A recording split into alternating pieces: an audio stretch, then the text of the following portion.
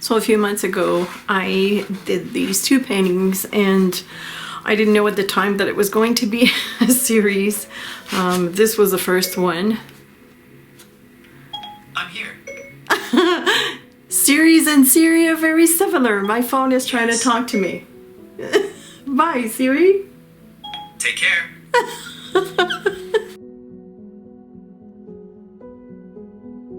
So, as I was saying, a few months ago, I did this painting, and then I did a fall version, which I have translated both into sticker sheets, and I thought I would do the winter edition. So I think the way it turns out is that this would be spring, this would be...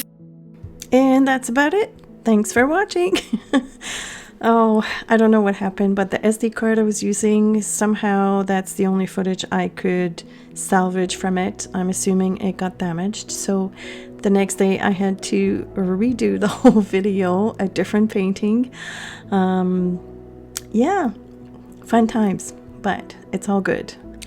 So what I was trying to say essentially is that I will have all 4 seasons eventually. So summer is coming down the road eventually. Sometime in the near future. Okay, so the next day we're starting all over again. As you can see, I did a grid, a 3x3 grid to give me 9 rectangles, just because it's easier for placement of the paint blobs. I also have done a little swatch for where I wanted the colors to be, but at this point I was using the previous day's painting as a guide as well. So I did the swatch for the first video. So essentially what I'm doing is using 3 different values of the same color, and I have 3 colors in total, much like I did with the other paintings for the fall and the springtime. And the brush I'm using, because it wasn't clear when I flashed it on the screen, is a number 10 round it's from the line Caviar by Dynasty. And you'll find all the supplies in the description of the video. So if you're watching on a computer, all you have to do is click on Show More right underneath the video window. And if you're watching on a mobile device, click on that little arrow that you'll find underneath the video at the bottom right hand corner, and this will expand the description. You just have to scroll until you see supplies list, and everything will be listed there. So I'm going to leave you with some music. This is the painting part, so it's quite self-explanatory, and I'll be back for the doodling part.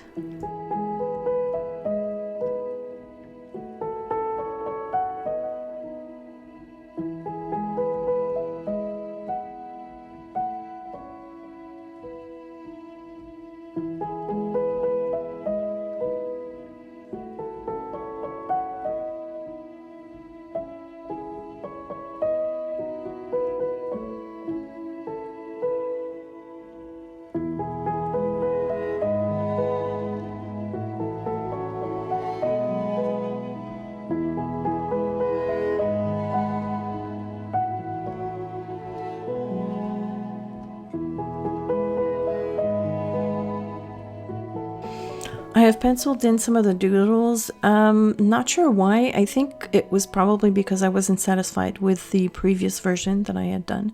So I was trying different placement. I'm using a Uni-ball Deluxe Micro pen. It is permanent. It has a rollerball tip, which is very important if you are going to doodle over rough grain paper like I'm doing, like I'm using.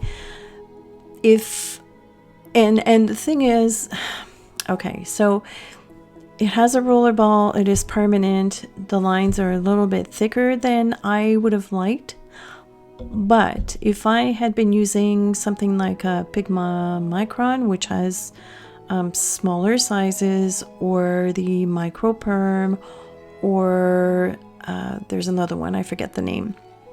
These are all permanent as well, but they do have a felt tip, and they wear off very, very fast on rough grain paper. So you might start off as having very thin lines, but by the time you're done with your doodling, they're thick.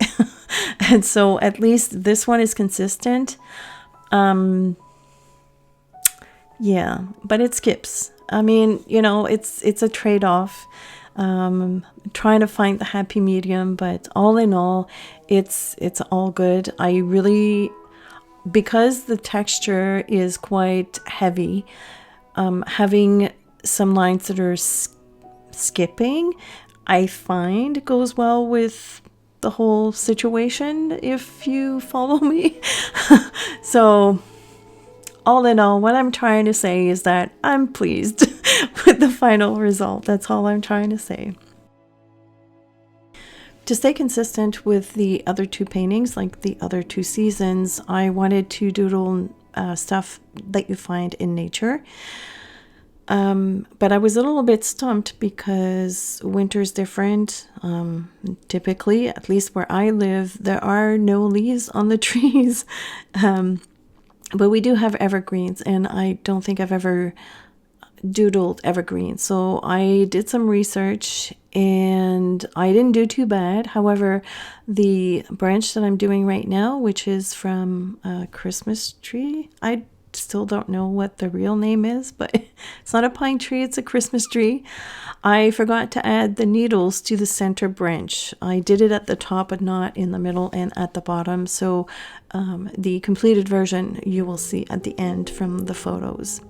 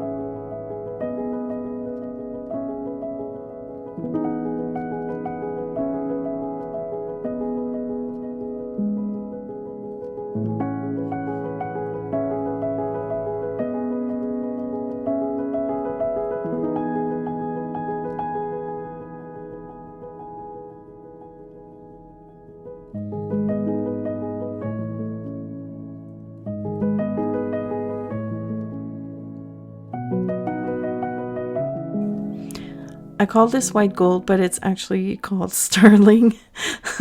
But to me, it's white gold. It's by Creamer Pigments. It's fantastic. I know there are other brands out there that will probably give you the same kind of opacity. I know that Coliro by Fine Tech has a good one, as well as Gansai Tambi. Although I will say that that particular sterling one is quite reflective. I kind of have the same love story with this one as I do with the pale gold. And what I do to get it that opaque is I will spray some water directly into the pan to start off with, and then I let it sit for a little bit, and then with my brush I work the pigments until I get a creamy consistency, and that's basically it. I have done a couple of other paintings after this one, and I did a poinsettia on one of them. And the petals were all covered with that sterling color, and it is so reflective. Unfortunately, I hate that because I do love to use gold on my paintings, but taking photos when I have these colors is a bit of a drag. It's very difficult to show the reflection of the metallic paints. I wish you could see it in person. But no matter how much I try to render the metallics on photos, it's always very difficult. So sometimes it looks like as if it's white as opposed to the white gold, like white paint. I try my best.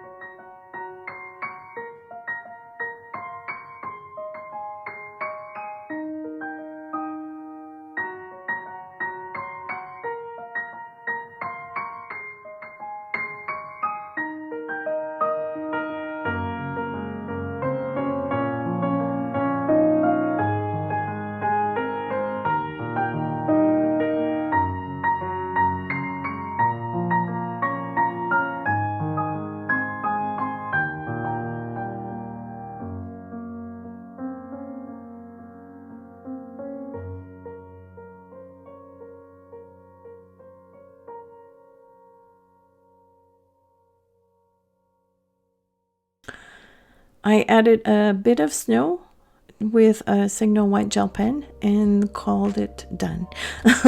I love how it turned out. I love the color combination of this. It's very icy, very wintry, which is quite representative of our winters here in Montreal.